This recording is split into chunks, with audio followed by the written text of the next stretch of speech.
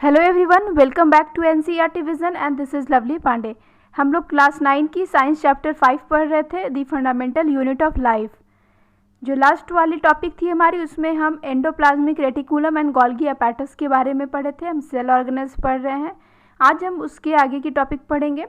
आज हम पढ़ने वाले हैं लाइजोसोम्स एंड माइटोकॉन्ड्रिया के बारे में। जो भी चैनल को देख रहे हैं, अगर अभी तक सब्सक्राइब नहीं किए होंगे तो चैनल को सब्सक्राइब कर लेना।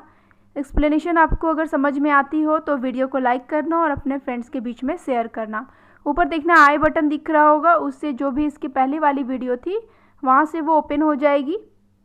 उसके साथ साथ वीडियो एंड होने पे एक सब्सक्रिप्शन का बटन आएगा, तो आप चैनल को वहीं से भी सब्सक्राइब कर सकते हो। और उसके बगल में प्लेलिस्ट आएगी वीडियो की, जो भी अभी तक साइंस चैप्टर 5 के वीडियोज़ रहे हैं वो वहाँ से आपको मिल जाएगी। आज हम पढ़ने वाले हैं लाइजोसोम के बारे में एंड माइटोकॉन्ड्रिया के बारे में।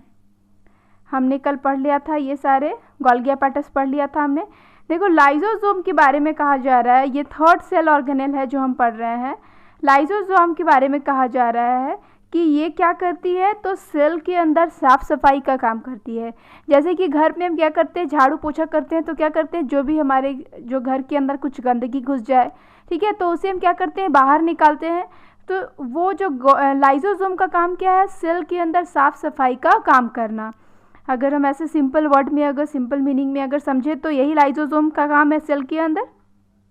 लाइजोसोम को यहाँ पे देखो उसी तरह से बोला गया है कि एक तरह का ये वेस्ट डिस्पोजल सिस्टम है सेल की वैसी सिस्टम है जो कि क्या है, वेस्ट को डिस्पोज करने का, ख़त्म करने का, हटाने का काम करती है।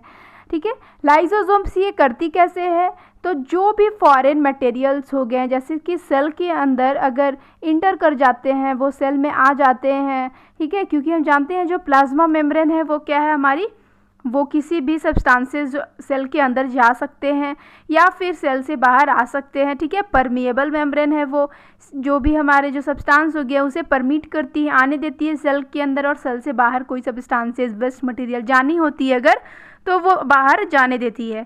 तो इसी में क्या होगा कि अगर हो सकता है कि अगर कोई ऐसी मटेरियल आ गई जो कि सेल के लिए हार्मफुल है, ठीक है, या फिर कोई ऐसा केस जब सेल क्या हो जाएगा, कोई भी जब सेल ऑर्गेनेल ख़राब हो जाती है, वॉर्न आउट हो जाती है, ठीक है, वो ख़राब हो जाती है। जैसे कि सेल के अंदर ऑर्गेनेल जो होती है क्या होती है, अगर डैमेज होती है तो वो रिपेयर होते हैं। ऐसा नहीं होता है कि वो ख़राब हो जाती है, वो रिपेयर होती है, ठीक है, वो ठीक होती है। लेकिन अगर मान लो रिपेयर ना हो, रिपेयर वो कुछ ज़्यादा ही डैमेज हो जाए, तो उस समय क्या हो जाती है, उसे सेल के अंदर अगर ज़्यादा दिन तक उसे रखा जाए तो वो सेल को हार्म पहुंचाएगी। तो वैसी चीज़ों को सेल जो है वो बाहर निकालती है लाइजोसोम के थ्रू। ठीक है, करती क्या है लाइजोसोम, तो उन सारे चीज़ों को डाइजेस्ट कर लेती है, ठीक है, साफ करने का काम करती है। यहाँ पे देखो क्या बोल रहा है आपको, जो फॉरेन मटेरियल्स हैं जब भी सेल में इंटर कर जाते हैं, जैसे कि हम फॉरेन मटेरियल्स में अगर हम बैक्टीरिया को माने, ठीक है, माइक्रो ऑर्गेनिज्म हो गए हमारे, फूड को हमने देख लिया, साथ ओल्ड ऑर्गेनल्स, ठीक है, जो वैसे ऑर्गेनल जो कि ख़राब हो चुके हैं, ठीक है, जो कि अब सेल के लिए वो यूज़फुल नहीं होंगे, ठीक है, तो वो सारे को जो लाइजोसोम है क्या करता है, ख़त्म करता है, एंड करता है। ठीक है, तो ये करता क्या है, तो इन्हें स्मॉल पीसेस में क्या है, ब्रेक करने का काम करता है। लाइजोसोम इसे सबसे पहले स्मॉल पीसेस में तोड़ देता है, ठीक है, और स्मॉल पीसेस में तोड़ने के बाद क्या होती है, ये इसे ख़त्म करता है सेल के अंदर।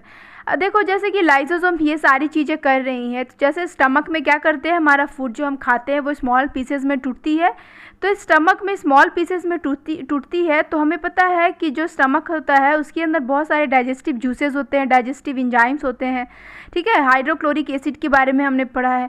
तो यही सारे एंजाइम्स और एसिड जो भी उससे प्रोड्यूस होती है, तो वो क्या करती है, फूड के डाइजेशन में मदद करती है। तो लाइजोसोम जो अपना काम कर रही है डाइजेशन का, तो उसके अंदर भी एंजाइम्स होंगे ही, क्योंकि उन्हीं की हेल्प से वो ऐसा काम कर पाएगी। ठीक है, तो लाइजोसोम में भी पावरफुल डाइजेस्टिव एंजाइम्स होते हैं, ठीक है, और ये जो एंजाइम्स उसके अंदर होते हैं, तो इसे अगर हम बोले तो हाइड्रोलिटिक एंजाइम्स बोलते हैं। इसे हम क्या बोलते हैं, हाइड्रोलिटिक एंजाइम्स। तो ये क्या करते हैं, हाइड्रोलिटिक इंजाइम्स जो है वो कोई भी जो ऑर्गेनिक मटेरियल होगी उसे ब्रेक करने में, तोड़ने में मदद करती है। दैट इज़ हमारे स्मॉल पीसेज में उसे, जैसे कि कोई बिग पीस होती है तो उसमें स्मॉल पीसेज में करती है, ठीक है। उसके बाद देखो यहाँ बताया जा रहा है कि जैसे कि मान लो कि सेल्यूलर मेटाबॉलिज्म होना हो, जैसे कि अगर हम मान ले कि जब सेल में क्या होगी, जब सेल डैमेज हो जाएगी, ठीक है, इस केस में या तो फिर लाइसोसोम क्या करती है, फट जाती है। जब भी सेल डैमेज हो जाती है उस केस में लाइसोसोम बस्ट हो जाती है, फट जाती है। अब देखो लाइसोसोम फटती है तो उसके बाद क्या होता है, यहाँ पे आपको तो ऊपर बताया नहीं गया था, लास्ट में बताया गया है लाइसोसोम का स्ट्रक्चर, इसलिए थोड़ा यहाँ पे कन्फ्यूज़न होगा। पहले ये वाला हम पार्ट देख लेते हैं, फिर यहाँ से हम यहाँ तक देखते हैं, ठीक है। यहाँ पे देखो बोल रहा है लाइसोसोम का हम पहले स्ट्रक्चर पढ़ लेते हैं, ठीक है, उसके बाद हमें समझ में आएगा। जो लाइसोसोम होती है वो मेम्ब्रेन बॉन्ड सैक लाइक उसका स्ट्रक्चर होता है। किस तरह का है, मेम्ब्रेन बॉन्ड, देखो यहाँ पे भी एक कवरिंग होगी और सैक लाइक स्ट्रक्चर है, ठीक है।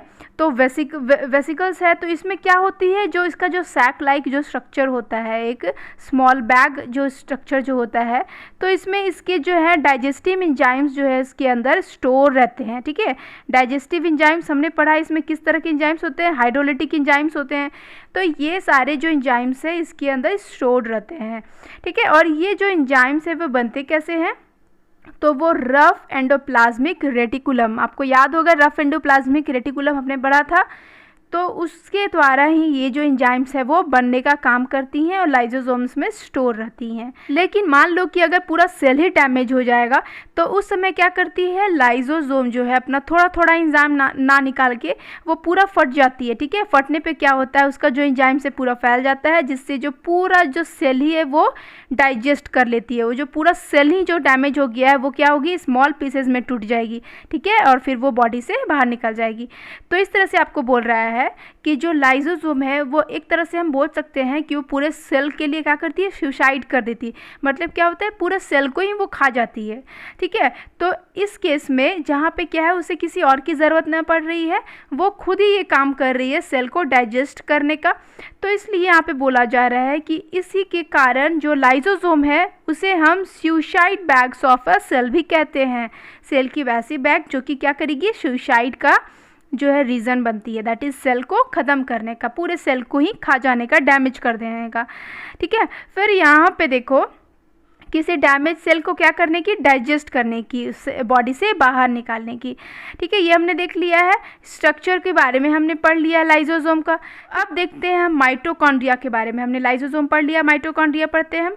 माइटोकॉन्ड्रिया को हम क्या बोलते हैं, माइटोकॉन्ड्रिया एक सेल ऑर्गेनेल है। माइटोकॉन्ड्रिया को हम power house of this cell कहते हैं। यहाँ से देखना, power house of this cell, cell की वो हाउस जहाँ से क्या मिलती है, पावर मिलती है। पावर हम बोल सकते हैं एनर्जी, ठीक है, एनर्जी हम बोलते हैं पावर हाउस, पावर हाउस से एनर्जी मिलती है। तो इसलिए यहाँ पे बोल रहा है कि जो भी सेल के अंदर एक्टिविटीज़ होती है जो कि लाइफ के लिए क्या होती है, ज़रूरी होती है, जैसे कि हमने बहुत सारे एक्टिविटीज़ के बारे में, जो सेल हो गई, जैसे कि वहाँ पे डिफ्यूज़न हो रहा है, ऑस्मोसिस हो रहा है, दैट इज़ हमारा रेस्पिरेशन हो रहा है, डाइजेशन हो रहा है, ठीक है। फिर बहुत सारा ऐसे प्रोसेस हो रहे हैं, तो उसके लिए क्या होती है, एनर्जी की रिक्वायरमेंट होती है। एनर्जी तो ज़रूरी है, बिना एनर्जी के कुछ काम होगी नहीं सेल के अंदर। तो ये जो एनर्जी जो मिलता है सेल की ऑर्गेनेल्स को, सेल को, तो ये सारे कहाँ से मिलते हैं, power house of this cell कौन है, हमारी माइटोकॉन्ड्रिया। माइटोकॉन्ड्रिया ही उन्हें एनर्जी प्रोवाइड करती है, ठीक है। माइटोकॉन्ड्रिया के बारे में हमने जाना। माइटोकॉन्ड्रिया अगर एनर्जी दे रही है तो वो किसी फॉर्म में देगी, तो वो जो फॉर्म होती है एनर्जी की वो क्या होती है, एटीपी मॉलिक्यूल के फॉर्म में, ठीक है। एटीपी की हम अगर हम फुल फॉर्म देख ले तो क्या होगी, एडेनोसाइन ट्राइफॉस्फेट, ठीक है। ये जो है हमारी एनर्जी की फॉर्म है। इसी फॉर्म में माइटोकॉन्ड्रिया एनर्जी अपने अंदर प्रोड्यूस करती है और बाकी सेल जो है उसे देती है जहाँ पे भी एनर्जी की ज़रूरत होती है, ठीक है, for the activities inside this cell. Cell के अंदर जो भी एक्टिविटीज़ हो रही है, काम हो रहा है, उसके लिए। फिर यहाँ पे देखो जो एटीपी के बारे में बात कर रहा है कि एटीपी एक तरह का हमारा एनर्जी मॉलिक्यूल हो गया, ठीक है। तो इस तरह से हम उसे एनर्जी करेंसी कह सकते हैं सेल की, ठीक है। करेंसी मतलब हमें पता है ऐसी पैसा होता है, मनी होता है, ठीक है। तो यहाँ पे क्या है कि ऐसी करेंसी है, ठीक है, ऐसी यहाँ पे है जो कि एनर्जी प्रोवाइड कर रही है, ठीक है, सेल को। हमने ये देख लिया एटीपी के बारे में। फिर यहाँ पे देखो बोल रहा है कि जो भी एनर्जी जो भी बॉडी यूज़ करती है वो एटीपी के फॉर्म में क्या होती है, स्टोर होती है। और ये यूज़ कहाँ होती है, तो नए केमिकल कंपाउंड्स को बनाने में, इसके साथ साथ कुछ मैकेनिकल वर्क में। तो यही सारे हमारे तो केमिकल एक्टिविटी हो गए हैं। नए कंपाउंड बनाएंगे, ठीक है, नए कंपाउंड बनाएंगे, फिर मैकेनिकल वर्क होगी तभी ये कंपाउंड बनती है, तो वहाँ मैकेनिकल वर्क कुछ होंगे, ठीक है। तो ये सारे के लिए जो एटीपी जो एनर्जी की ज़रूरत होती है वो एनर्जी स्टोर कहाँ होती है, एटीपी मॉलिक्यूल में आती है हमारी माइटोकॉन्ड्रिया से। फिर यहाँ पे देखो बोल रहा है जो माइटोकॉन्ड्रिया है उसकी स्ट्रक्चर का बात कर रहा है, तो वो कैसे स्ट्रक्चर है, तो डबल मेम्ब्रेन कवरिंग है। सिर्फ एक कवरिंग ना हो के यहाँ पे क्या है, डबल मेम्ब्रेन कवरिंग है, ठीक है। फिर यहाँ पे बोल रहा है उसी की स्ट्रक्चर की बात की जा रही है कि जो आउटर वाली जो कवरिंग होती है माइटोकॉन्ड्रिया की वो बहुत ही ज़्यादा पोरस होती है। कहने का मतलब क्या है, उसमें जो पोर्स जो प्रेजेंस होते हैं, ठीक है, मेम्ब्रेन में पोर्स तो होंगी ही नहीं, तो फिर क्या होगा, सब्सटेंस जो ऑर्गेनेल हो जाएगा वो क्या हो जाएगा, रिजिड हो जाएगा। कोई भी जो सब्सटेंस हो गया, मटेरियल हो गया, उसका ट्रांसफ़र नहीं होगा इन दैट केस, ठीक है। तो इसलिए पोरस तो हो गई, लेकिन यहाँ पे आपको बोल रहा है कि बहुत ही ज़्यादा पोरस होता है। कहने का मतलब ये जो स्मॉल पोर्स होते हैं वो बहुत ही ज़्यादा प्रेजेंट होता है, ठीक है। फिर यहाँ पे बोल रहा है लेकिन जो हम इनर वाली मेम्ब्रेन की बात करें तो वो डीपली फोल्डेड होती है। ये क्या होती है, फोल्डेड होती है, फोल्ड लाइक स्ट्रक्चर होती है इसकी इस तरह से, ठीक है। ये जो फोल्ड्स है यहाँ पे देखना, एक तरह से एक यहाँ पे देखो सरफेस क्रिएट हो रहा है, जैसे ये हमारी सरफेस हो गई, तो ये सरफेस हमारे क्रिएट हो गए।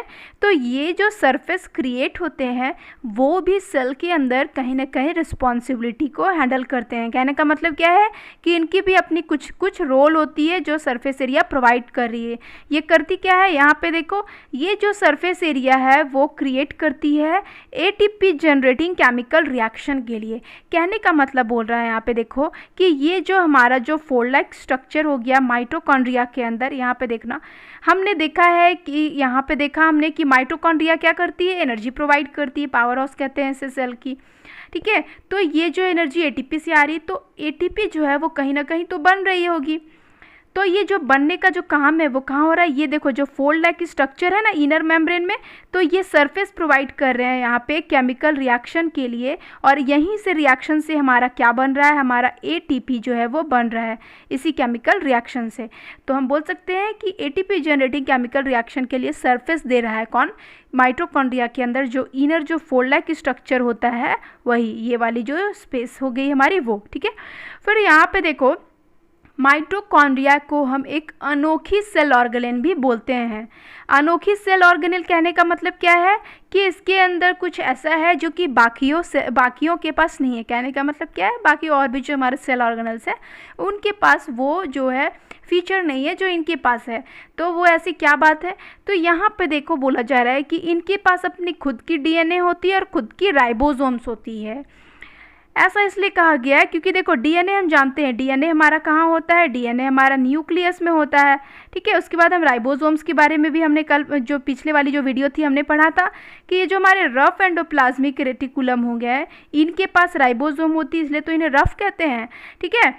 तो पर हम माइटोकॉन्ड्रिया की अगर बात करें तो इनके पास अपनी डीएनए भी होती है, अपनी राइबोसोम होती है, ठीक है।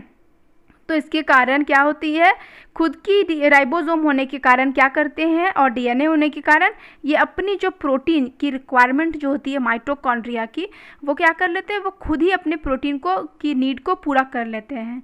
जैसे कि हमारे पास अगर पैसा हो जाए, ठीक है, तो हमें किसी से मांगने की ज़रूरत नहीं पड़ती है। तो इसी तरह से माइटोकॉन्ड्रिया के बाद खुद की प्रोटीन होती है, तो इसे किसी और से प्रोटीन लेने की ज़रूरत नहीं होती है, ये खुद ही प्रोटीन को मैन्युफैक्चर कर लेती है। तो इस तरह से माइटोकॉन्ड्रिया स्ट्रेंज ऑर्गेनेल्स बन जाती है सेल की। आज हमने माइटोकॉन्ड्रिया के बारे में पढ़ा। आई होप जो भी आपको पढ़ाया गया है लाइसोसोम के बारे में, माइटोकॉन्ड्रिया के बारे में, वो आपको समझ में आया होगा। वीडियो अगर पसंद आई हो, एक्सप्लेनेशन अच्छी लगी हो तो वीडियो को लाइक करना, अपने जो फ्रेंड्स हैं उसके बीच में शेयर करना, चैनल को सब्सक्राइब नहीं किया हो तो चैनल को सब्सक्राइब कर लेना। Take care, study with NCERT vision by Lovely Pandey. Bye bye.